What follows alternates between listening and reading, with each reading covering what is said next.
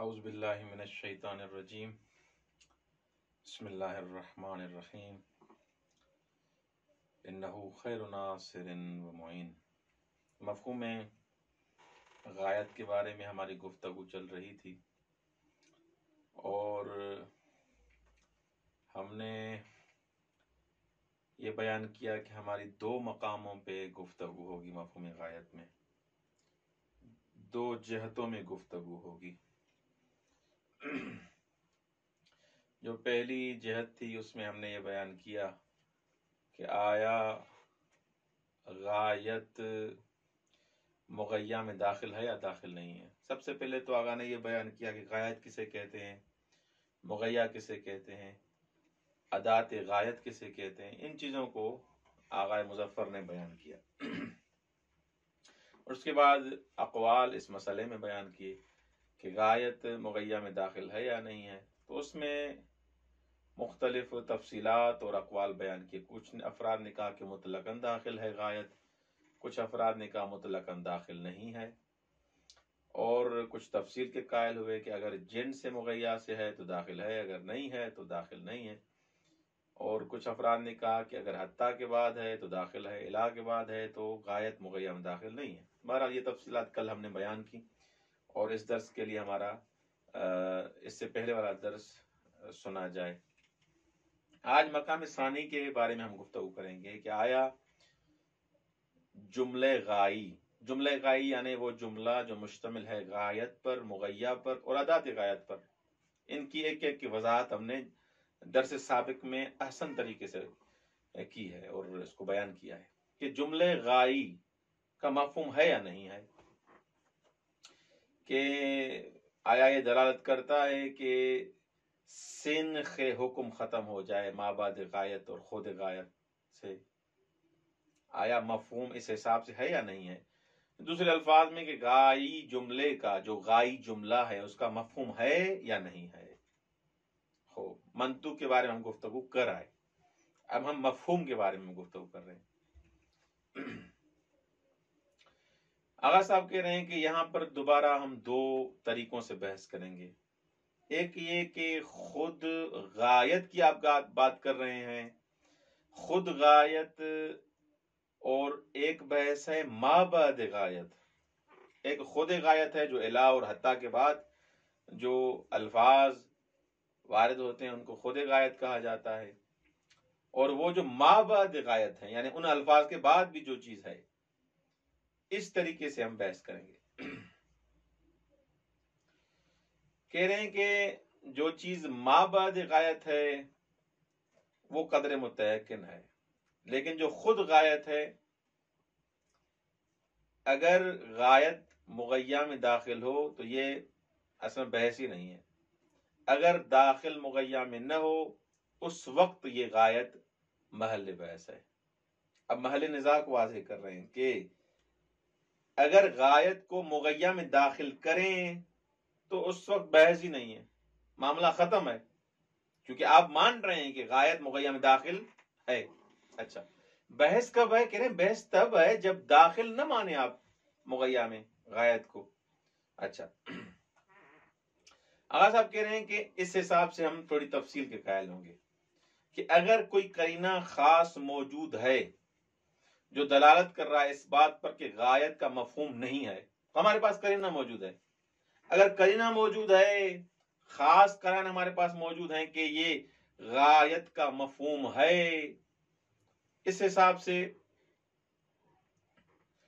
ہم بحث نہیں کریں گے، کیونکہ قرینہ معین کر دیتا ہے کہ اس بات کا مفہوم ہے۔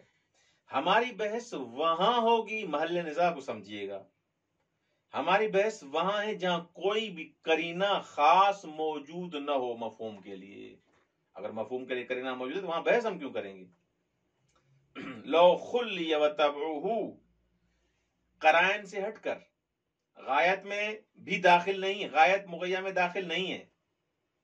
اب یہ جملہ غائی ان سب چیزوں کو مد نظر رکھتے ہوئے آیا قرائن بھی نہیں ہے، آیا ظہور اس کا مفہوم میں ہے یا مفہوم میں ظہور نہیں ہے۔ اس میں دو نظریے ہیں، ایک قدماء اور متاخرین کا نظریہ ہے، اور کچھ اصولی جیسے شیخ طوسی اور سید مرتضیٰ قدس اللہ نفسہم الزکیہ۔ آغا شیخ طوسی اور سید مرتضیٰ کہتے ہیں کہ ان کا مفہوم نہیں ہے۔ قدس سرہما یہ فرماتے ہیں کہ جملہ غائی کا کوئی مفہوم نہیں ہے۔ اکثر قدماء اور متاخرین وہ فرماتے ہیں کہ جملہ غائی کا مفہوم ہے۔ ٹھیک، دو نظریے ذہن میں رکھیں۔ آغا مظفر آپ کا کیا نظریہ ہے؟ آغا مظفر رحمت اللہ علیہ فرماتے ہیں کہ آغا ہم نے جملہ وصف میں کیا کہا تھا؟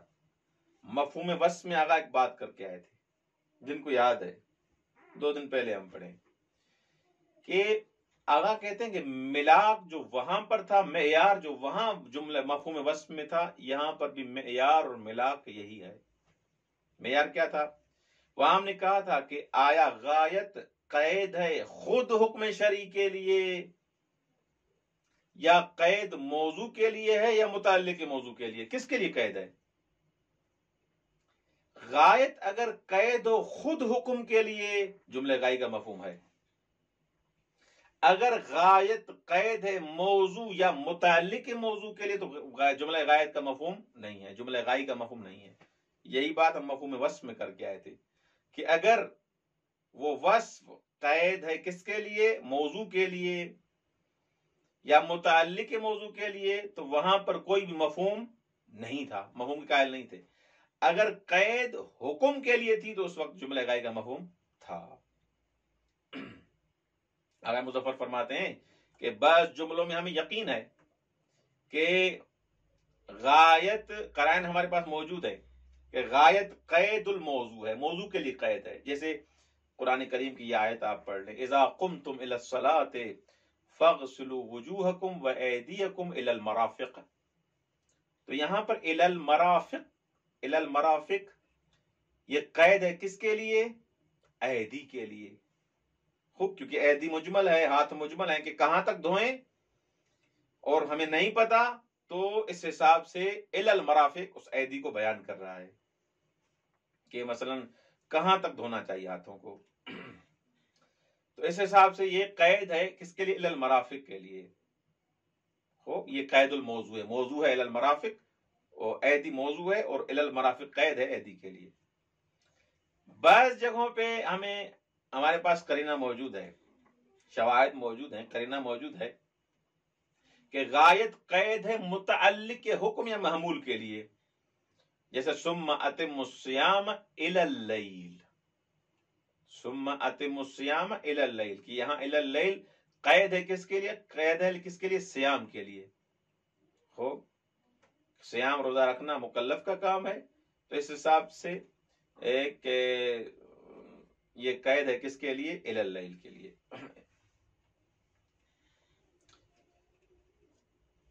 بس الی اللیل قید ہے کس کے لیے؟ صیام کے لیے۔ اچھا، بعض موارد میں ہمارے پاس قرینہ ہے کہ یہ غایت قید ہے خود حکم کے لیے۔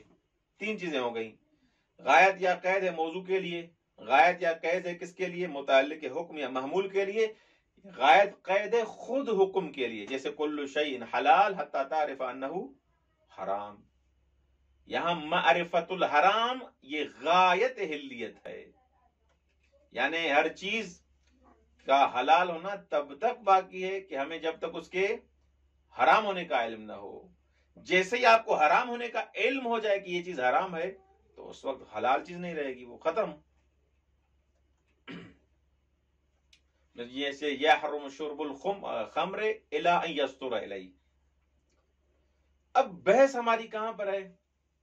کہہ رہے ہیں کہ پہلی جو 2 صورتیں ہیں جہاں پر غایت قید و موضوع کے لیے یا غایت قید و متعلق یا محمول کے لیے، تو وہاں پر مفہوم نہیں ہے غایت کا۔ تیسری صورت جہاں پر غایت قید ہو خود حکم کے لیے، اس صورت میں مفہوم ہے یقیناً۔ اچھا، یہ اس صورت میں ہے، یہ 3 صورتیں اس صورت میں ہم نے بیان کی جب کا قرینہ آپ کے پاس موجود ہے۔ جہاں پر آپ کے پاس قرینہ موجود نہیں، وہاں کیا کریں گے آپ؟ مجرد ان کل قرینہ، الغایت، بحث وہاں پر ہے کہ غایت جہاں پر مجرد ہے ہر قرینے سے، سر من البصرۃ الی الکوفہ، یہاں پر آیا غایت کا مفہوم ہے یا مفہوم نہیں ہے؟ آقا مظفر رحمت اللہ علیہ فرماتے ہیں کہ میری نظر میں جو متفاہم عرفی جملے غائی سے سمجھا جاتا ہے، عرف جو سمجھتا ہے جملے غایت سے، وہ یہ ہے کہ غایت قید ہے خود حکم کے لیے، اگر کوئی قرینہ نہ ہو، قرینہ ہے کہ متعلق موضوع کے لیے تو اس کے لیے، قرینہ ہے کہ متعلق حکم کے لیے تو اس کے لیے قید ہے، اگر قرینہ ہے کہ حکم کے لیے تو حکم کے لیے، لیکن اگر کوئی بھی قرینہ نہ ہو تو کس چیز پر حمل کریں گے؟ آغا صاحب فرماتے ہیں کہ متفاہم عرفی یہ ہے کہ جملے غائی قید ہے، یعنی غایت قید ہے خود حکم کے لیے، نہ قید الموضوع ہے نہ قید المحمول ہے۔ جب ہم نے بیان کیا، جب یہ غایت اس بات کو ہم مان لیں کہ قید ہے خود حکم کے لیے، اس صورت میں آغا کا نظریہ کیا تھا؟ جملہ غائی کا مفہوم ہے۔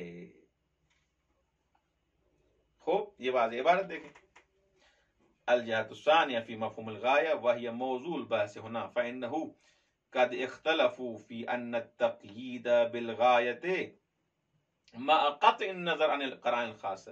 مفہوم غایت کے بارے میں بحث یہ ہے کہ یہی موضوع بحث ہے کہ اس میں اختلاف کیا ہے علماء نے کہ یہ جو غایت کے ساتھ جو قید لگاتے ہیں مع قطع النظر عن القرائن الخاصہ، جو بھی خاص قرینے ہیں ان سے قطع نظر، ان کو نظر میں نہیں رکھ رہے، ٹھیک؟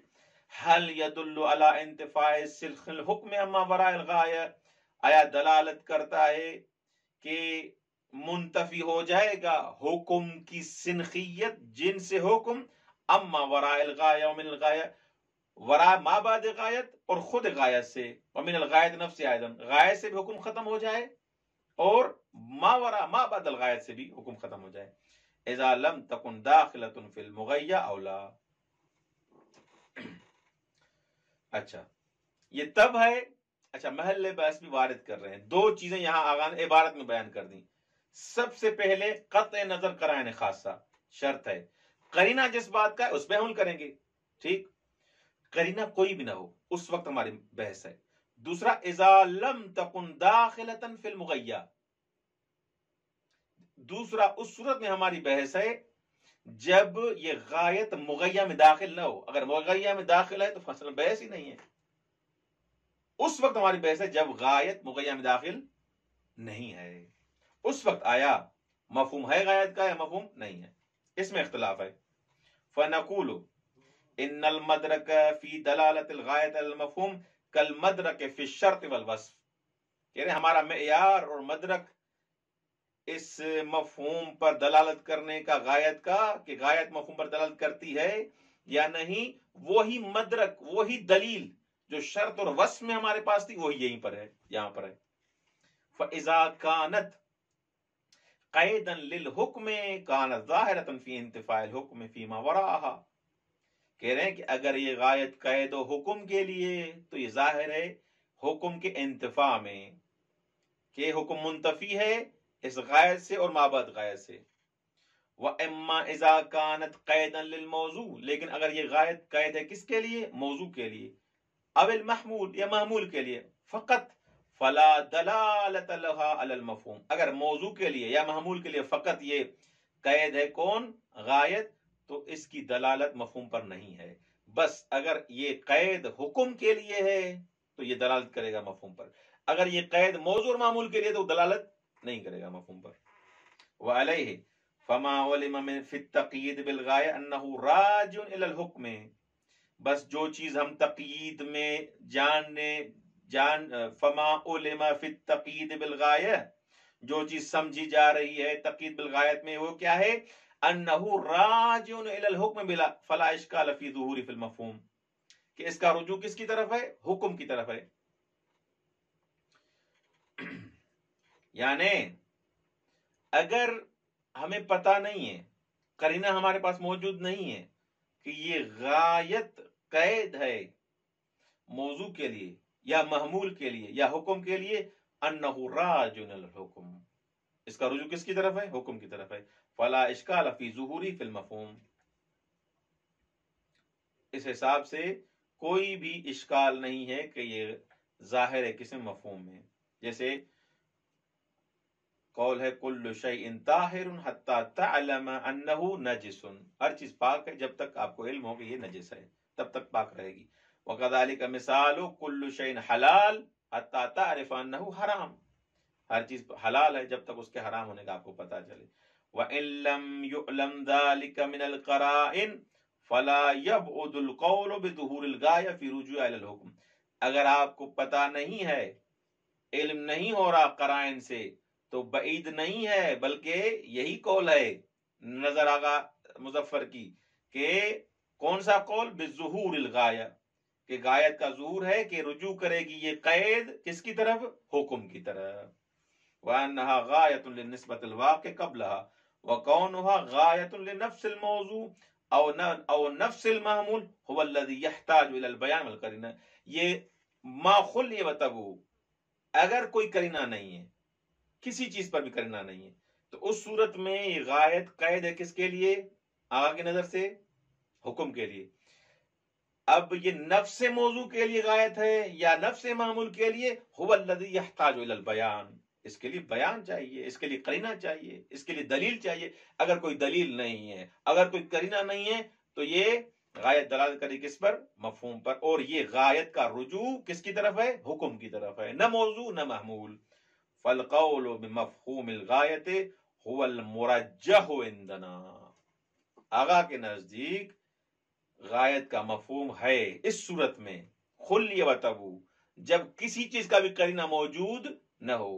اگر غایت تقیید ہے، قید ہے موضوع کے لیے یا محمول کے لیے ہو، اس صورت میں مفہوم نہیں ہے، لیکن اگر غایت حکم کے لیے قرینہ موجود ہے تب بھی اس کا مفہوم ہے، اور وہاں پر بھی غایت کا مفہوم ہے جہاں پر نہ قرائن ہوں نہ بالآخر کوئی چیز جس سے سمجھا جائے دلیل سے کہ یہ قید ہے موضوع کے لیے محمول کے لیے۔ جب یہ خالی ہو تمام قرائن سے غایت، تو اس سے سمجھا جائے گا کہ غایت متفاہم عرفی یہی ہے، اور اس سے ہم یہ سمجھیں کہ غایت قید ہوتی ہے کس کے لیے؟ کس کے لیے؟ حکم کے لیے۔ جب غایت قید ہے حکم کے لیے تو اس کا مفہوم ہے۔ والسلام علیکم ورحمۃ اللہ وبرکاتہ۔